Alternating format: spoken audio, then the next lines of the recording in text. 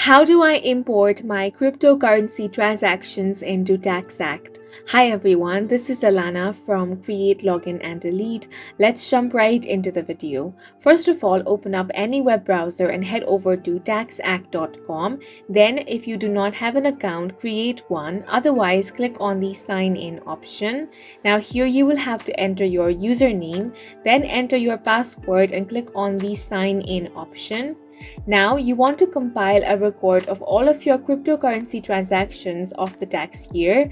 This includes details such as date of each transaction, the type of transaction, the amount of cryptocurrency involved, the value of the cryptocurrency at the time of the transaction. Then you want to determine the gains or losses for each transaction. This involves subtracting the cost basis from your proceeds.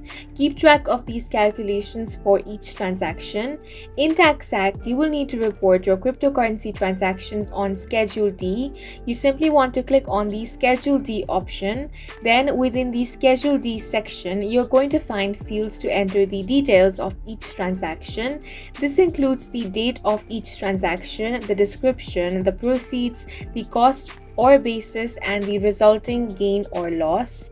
Depending on the complexity of your transactions, you may also need to complete Form 8949.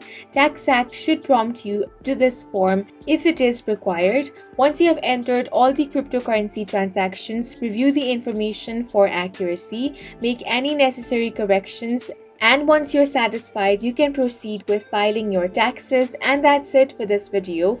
If you have any questions or confusions, do leave them on the comment section below. And don't forget to hit the like button and subscribe for more helpful tutorials.